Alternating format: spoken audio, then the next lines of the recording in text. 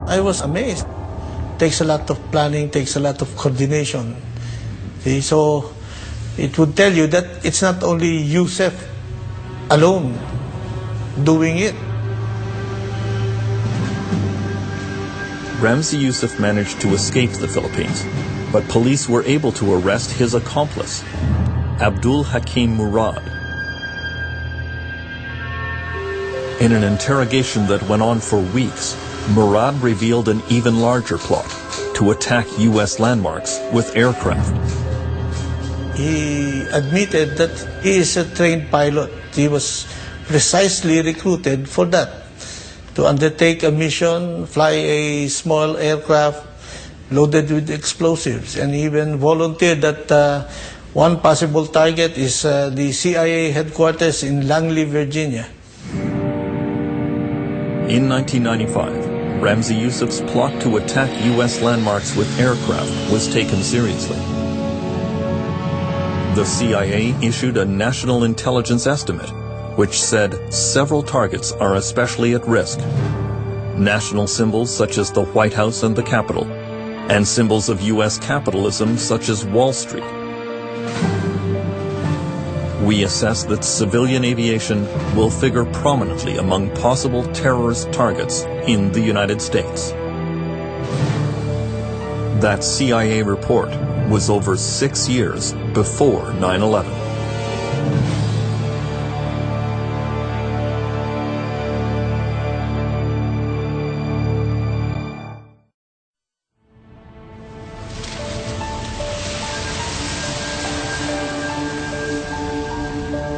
In January 1995, the investigation of the first World Trade Center attack made a major breakthrough.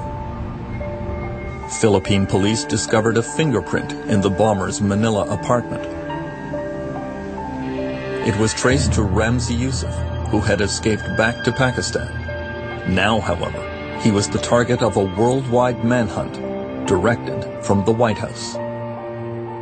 So when we put together the fact that the man who had been the ringleader of the World Trade Center attack in '93 was now planning to bomb American aircraft with these sophisticated bombs in '95, we thought, my God, this guy is the real thing. He's a major threat, and it's him personally involved in these things.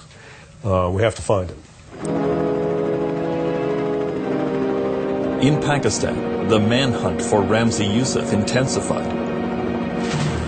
Aircraft dropped 37,000 matchbooks, which featured his picture, and a $2 million reward for information leading to his arrest. It worked. On February 7, 1995, Ramzi Youssef was arrested in Islamabad. He had been betrayed for money by one of his accomplices. Youssef was picked up in Pakistan by a U.S. military plane. The flight back to the United States would take 26 hours. The FBI did not want to touch down in any country that could challenge its jurisdiction over Ramzi Youssef, and so the plane was refueled numerous times in the air.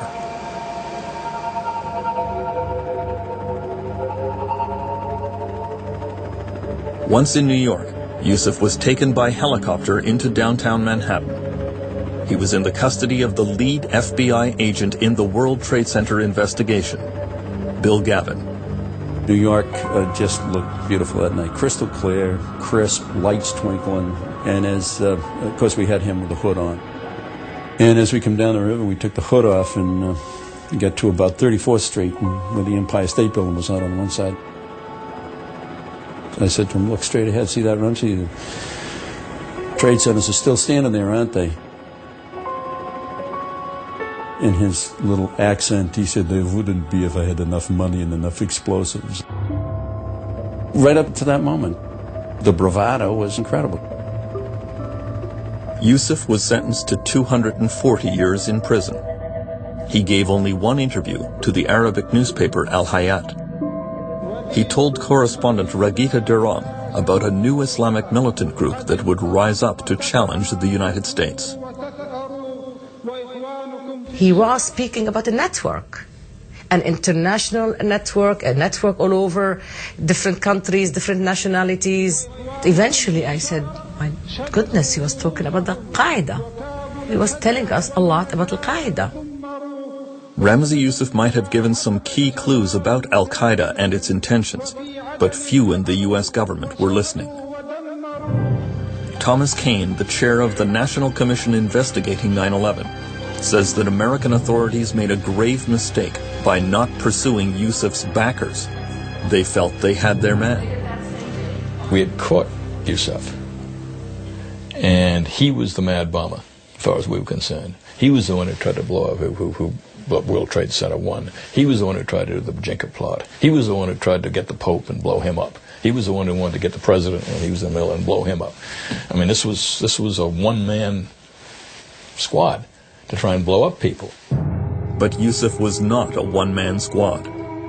While in prison, he made a key mistake and placed a call to his uncle, Khalid Sheikh Mohammed. American investigators soon realized Mohammed had provided financing for the first World Trade Center attack and had played a central role in the plot against U.S. commercial airliners. He would go on to become the mastermind of the 9/11 operation.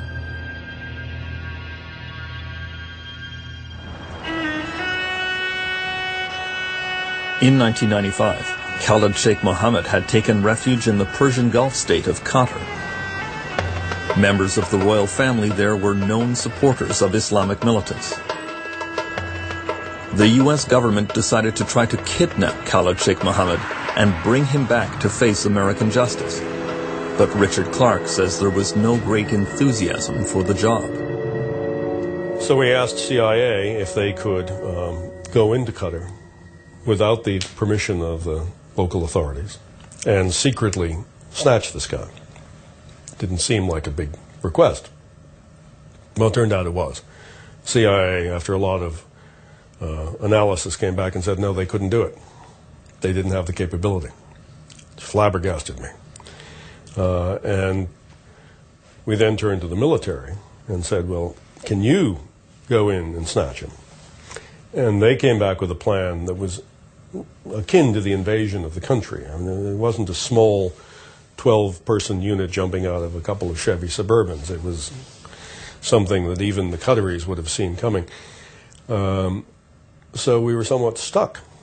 And we escalated this so that it was discussed at the cabinet level. The Clinton cabinet decided to appeal directly to the Emir of Qatar for assistance in the arrest and extradition of Khalid Sheikh Mohammed. Shortly after we had that contact, Khalid Sheikh Mohammed fled the country. So it does seem that someone in the Qatari government, even though we tried very hard to restrict the information to senior levels of the government, somebody tipped him off, and he got away. After his escape, the FBI issued a wanted poster for Khalid Sheikh Mohammed.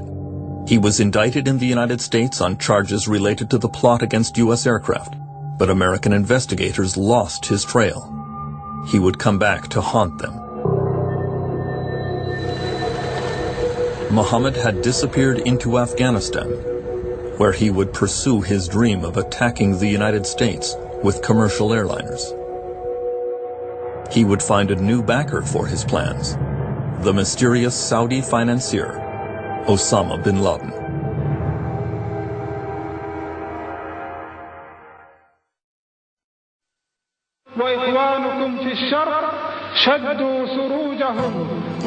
Osama bin Laden came to the attention of U.S. intelligence agencies during the investigation of the first World Trade Center bombing.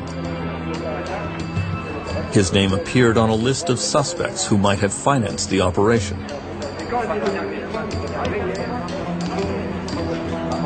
At the time, bin Laden had taken up residence in Sudan, under the protection of the Islamic fundamentalist regime there. I think I probably heard about Osama bin Laden in 1993 for the first time. And the CIA, whenever it reported about activities of a man named Osama bin Laden, would say Osama bin Laden, comma, terrorist financier, comma.